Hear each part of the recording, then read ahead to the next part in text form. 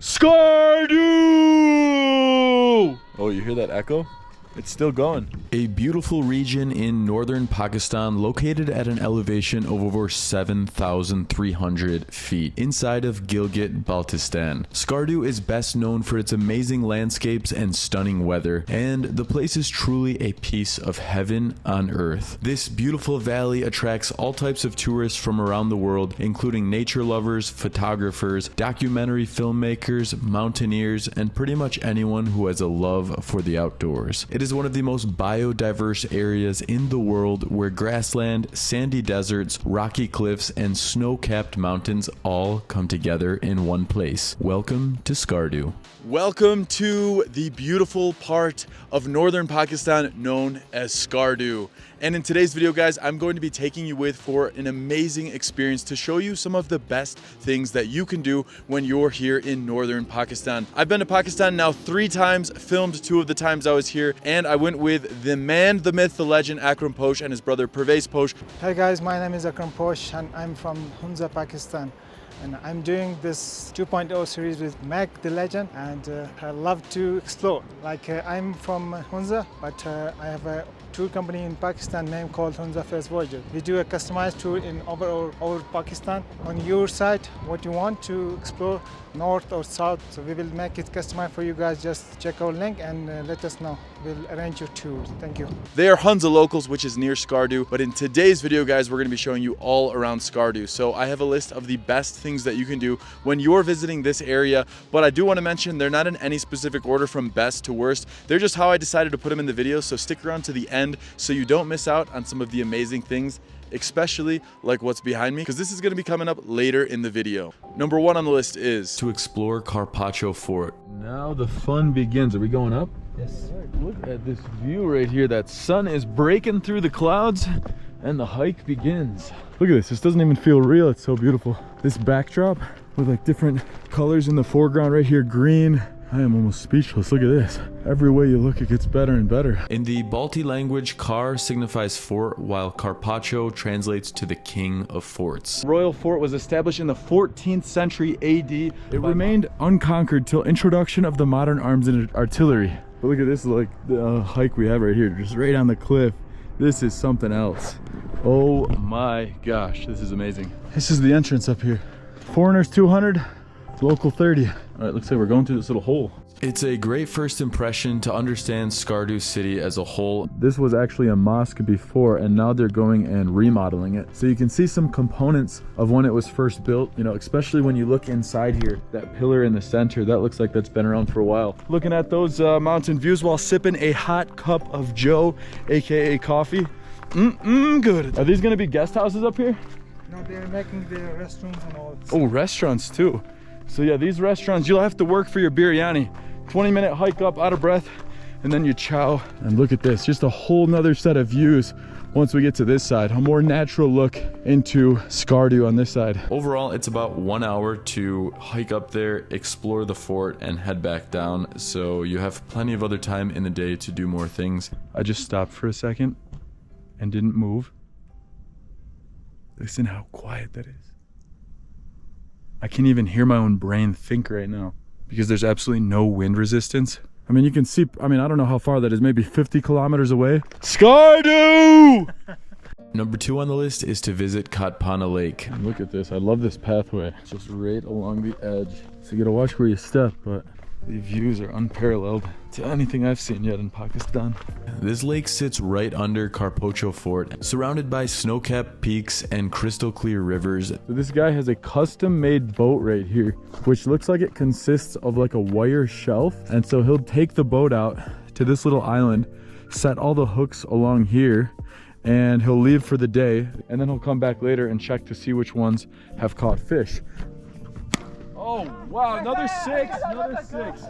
Now, have you guys ever seen a better cricket stadium than this? I think even the World Cup going on in India right now wish they had a backdrop like this. This peaceful spot offers a welcome escape from the city. You can walk along and get some exercise on your way over To the First organic village. I'm going to give you guys my frequently asked travel tips. Number 1 on the list, which travel insurance do I use? And that is Safety Wing. They have a monthly payment that I make, and they cover pretty much every country in the world, and it's a really good price. Number 2 is when I'm in places and I need a place to store my bag because I have a flight later, but I've checked out of my hotel, I use an app called Bounce. And Bounce, you can temporarily store your stuff at a local shop or store or restaurant, whatever it might be that has extra space. You can find it on the app and store it right away.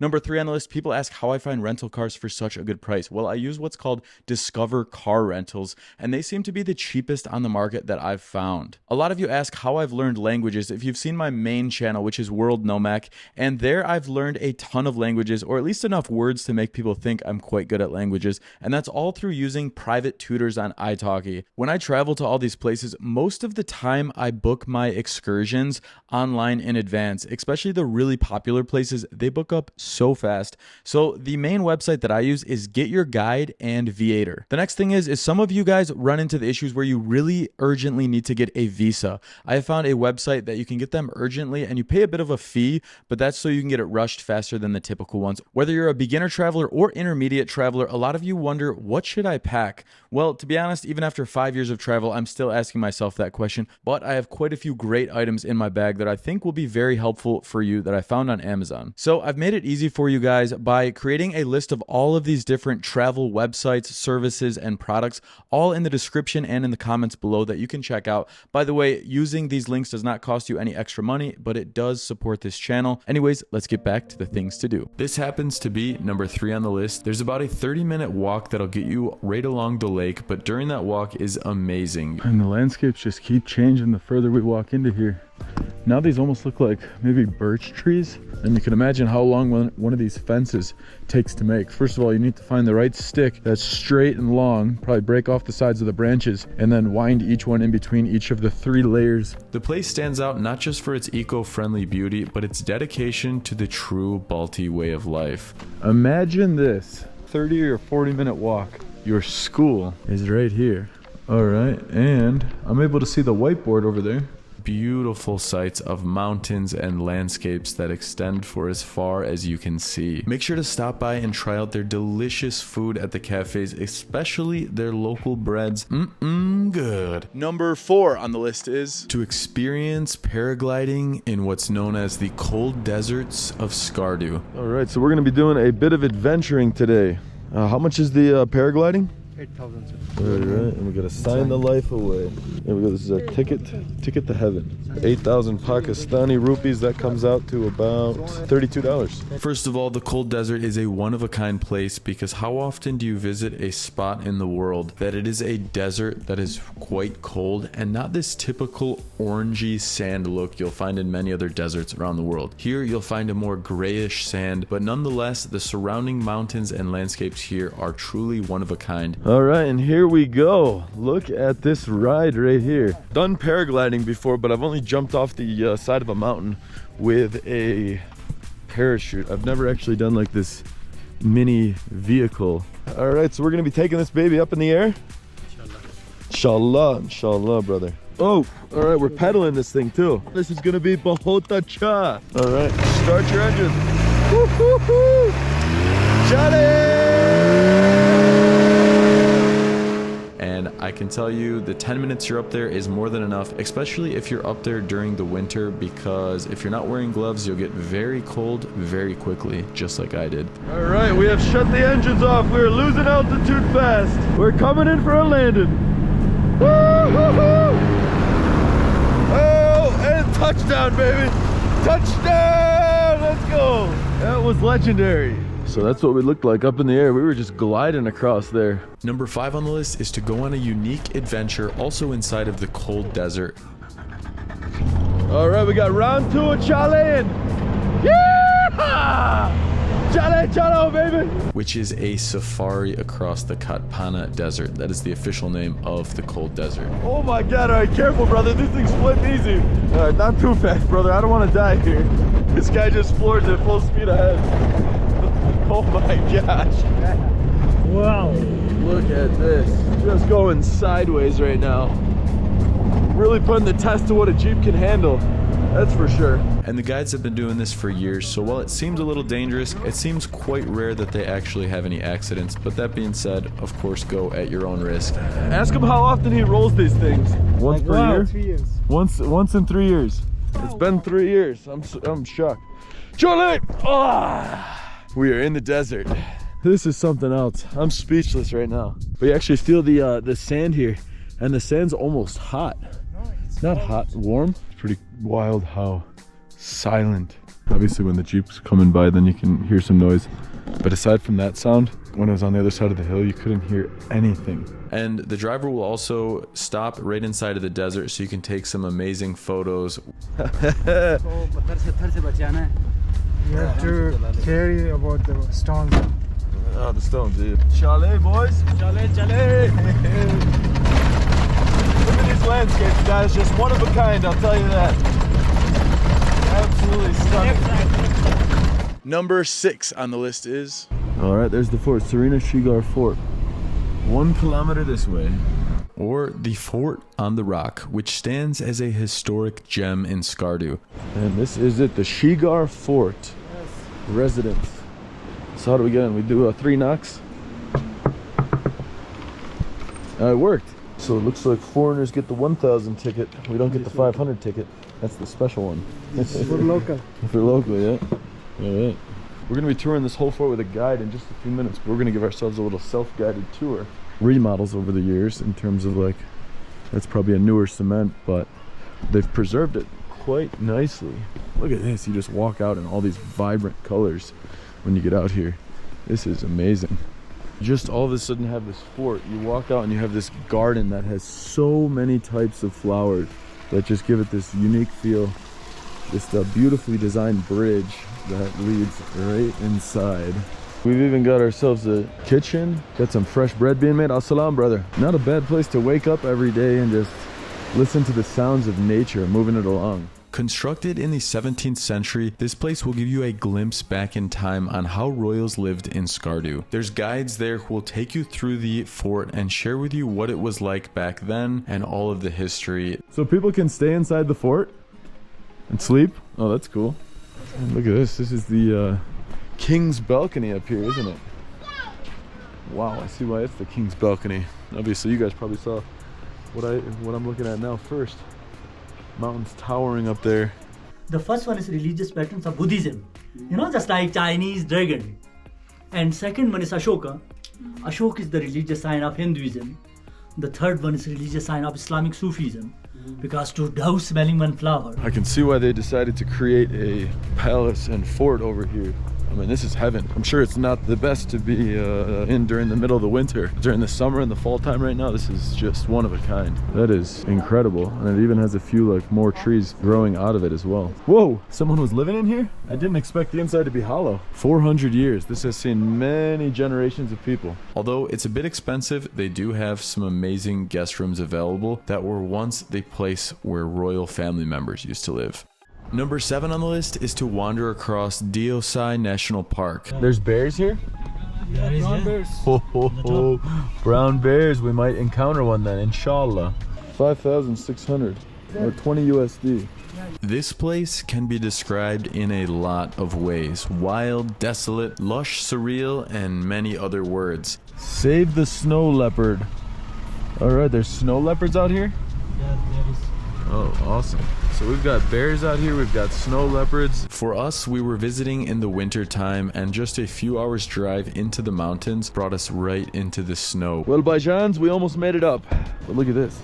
That's what we're going over. And so one of the animals that we were hoping to find was some snow leopards. Look at this. We're on the same tracks this snow leopard used. That's actually pretty fresh. Not extremely, but pretty fresh. There are pros and cons to visiting this place in the winter time or the shoulder season versus the summer. In the summer, you're going to obviously be able to make it much further up the mountain than we did. We ultimately had to stop because the snow got a bit too heavy and it became too dangerous to drive. Whereas in the summer, the roads are clear, you can cruise across them. But the issue that you'll run into is there are a lot more Jeeps and people taking the SUVs up the mountains for a tour. Number 8 on the list of things to do Is to visit the beautiful Manthal Buddha Rock. And let me just tell you, when you walk in and see this, you're going to be blown away. But just a reminder, like, how much work it takes to carve out of stone. Like up in the Jordan location and the Saudi location, they have like full temples carved out, tombs and everything. Here we've got depictions of Buddha all over here, probably I would say maybe 4 meters high, 3 meters high. Inside we have multiple different size Buddha representations. The fact that it still looks this clean and clear. We've got the official history. The 9th century Buddha relief represents the late phase of the golden era of Buddhism. 9th century is more like over 1,000 years old then. Number 9 on the list is to explore another fort, and this one is known as Kapu Palace, also known as Yabgo Khar. All right, we got ourselves an entry ticket to the fort, about $4.50. It's an ancient fort and castle crafted with the expertise of Kashmiri and Balti artisans of that time. And look at this, we've got all the cooking utensils here. At least it looks like cooking utensils, or maybe something else. We have found, this has got to be the kitchen then. All the cooking pots, that looks like a chimney given the, I guess, black look above it. Oh, we got old boots and clothing and the traditional style hats they used to wear. Ooh, get a little hookah going. Can we spark that thing up today? Yeah. Oh, awesome. That sounds great. That's how they do it back in the day. Smoke right out of there. There's the pipe coming out.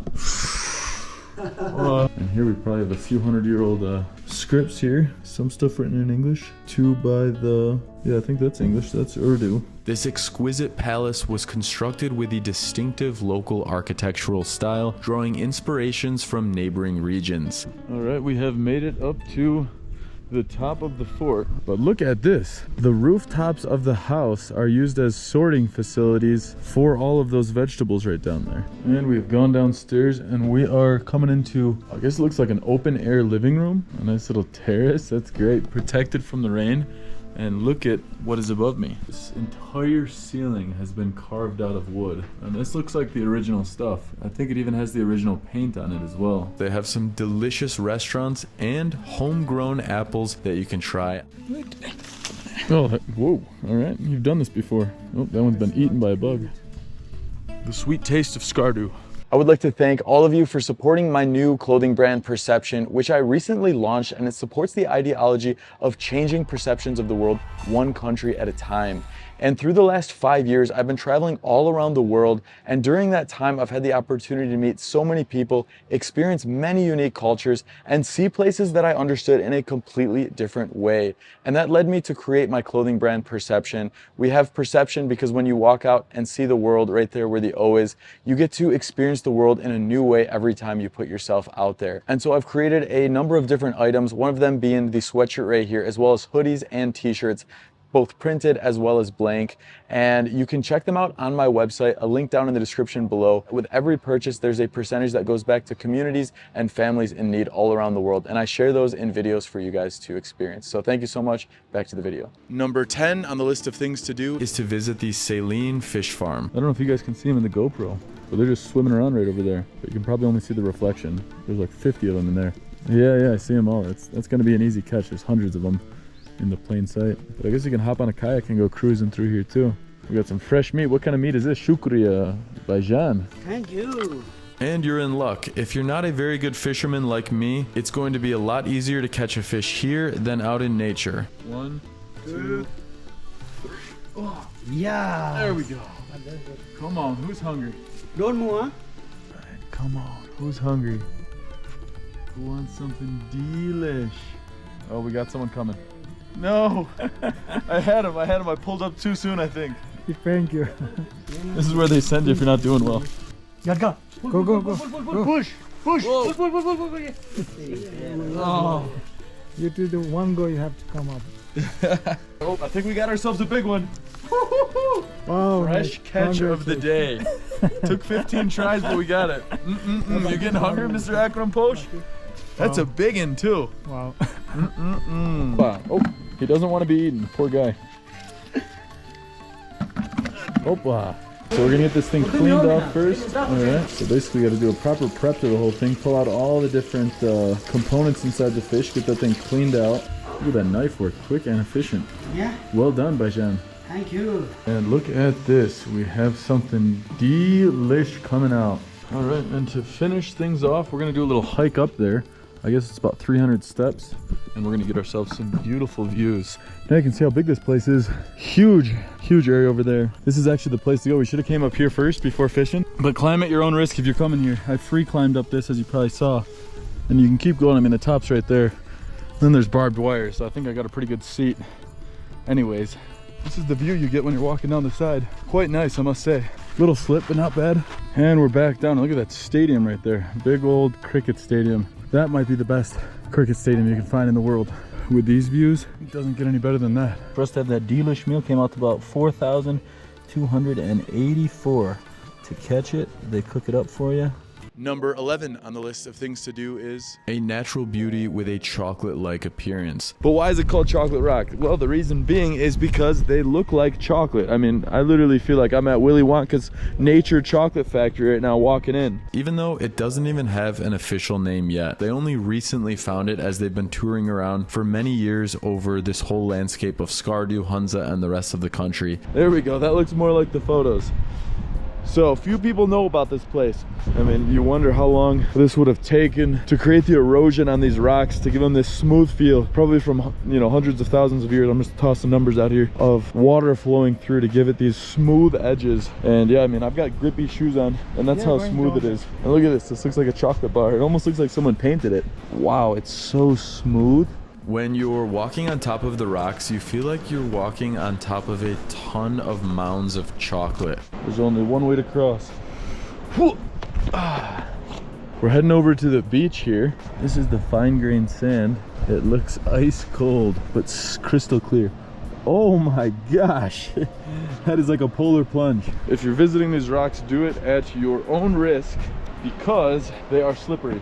And that water does not look forgiving. And it feels just like such a unique rock because of the many, many years of erosion, giving it this smooth and nice feel when you're touching it.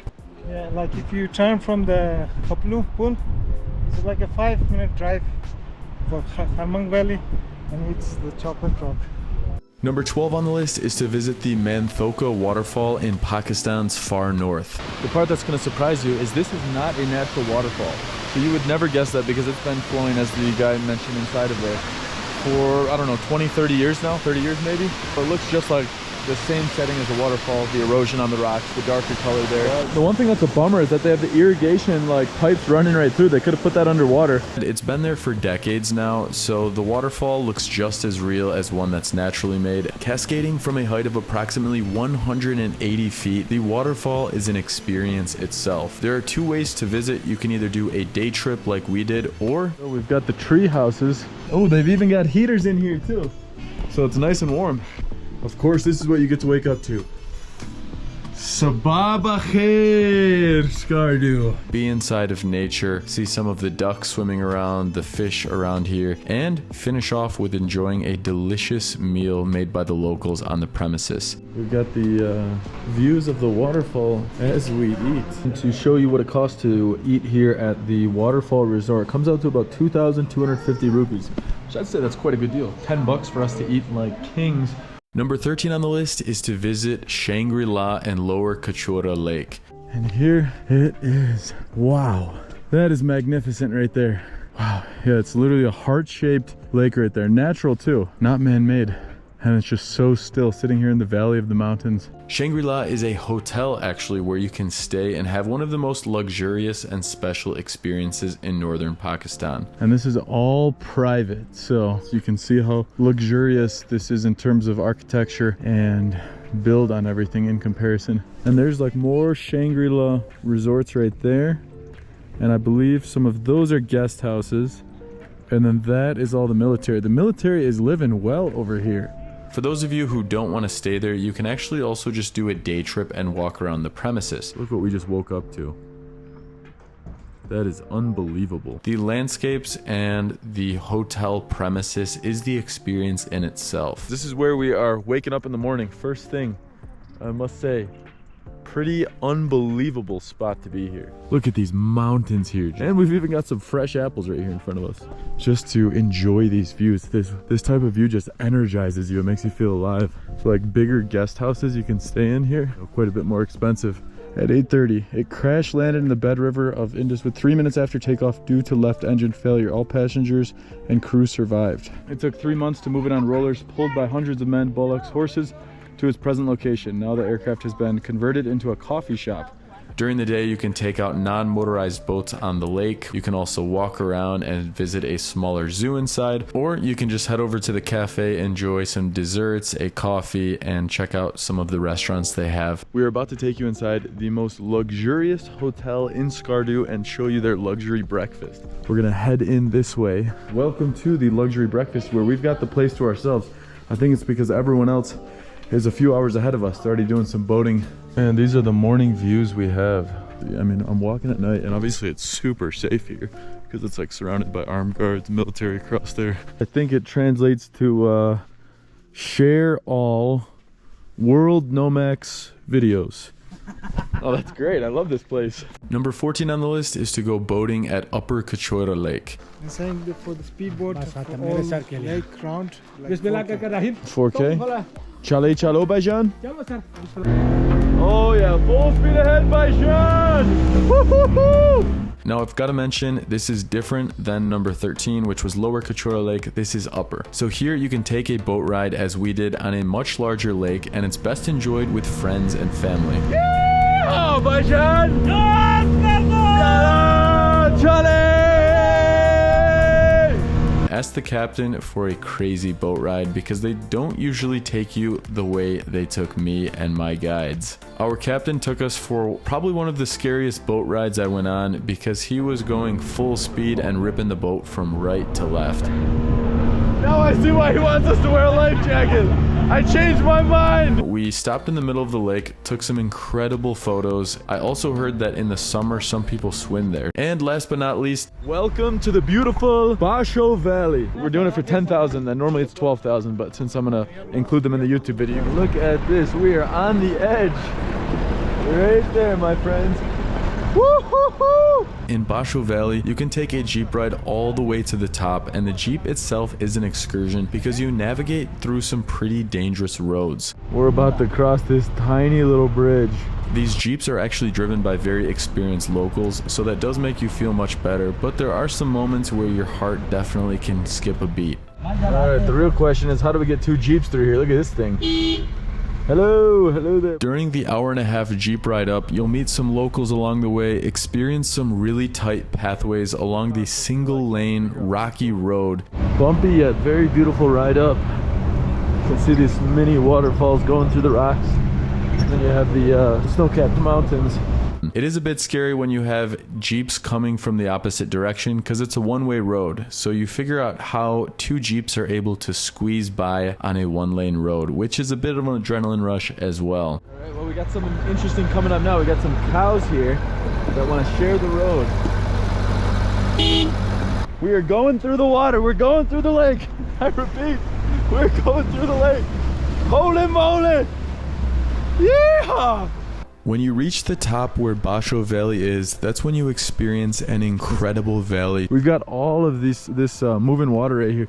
This looks like the spot to have a nice cup of chai. During the summer months, I was told by my guides, people will go up there and camp overnight, so that's an option as well. So a really beautiful place to spend a full day with the Jeep ride. It's 1.5 hours each way, and then a couple hours to hang out up in Bashu Valley once you get up there. And so guys, as you can see in this video, we have covered so many things. Now, one thing I will tell you is this is just a small percentage of all of the things you can do when you're traveling around Skardu. The place I'm at right now is actually the Post brothers' first time coming here. So there is still new places that are being untouched in this area. And so I want to tell you that coming up here, you are going to feel like you're in Europe. You're going to feel like you're in, I don't know, Switzerland, Germany, New Zealand. It's a mix of all of them, but no, it's none of those. This is northern Pakistan, my friends. So one thing I want to mention, as I mentioned earlier in the video, if you guys want to book a tour with the Post brothers, I'll put a link to their contact information in the description below so you guys can get on one of these tours as well.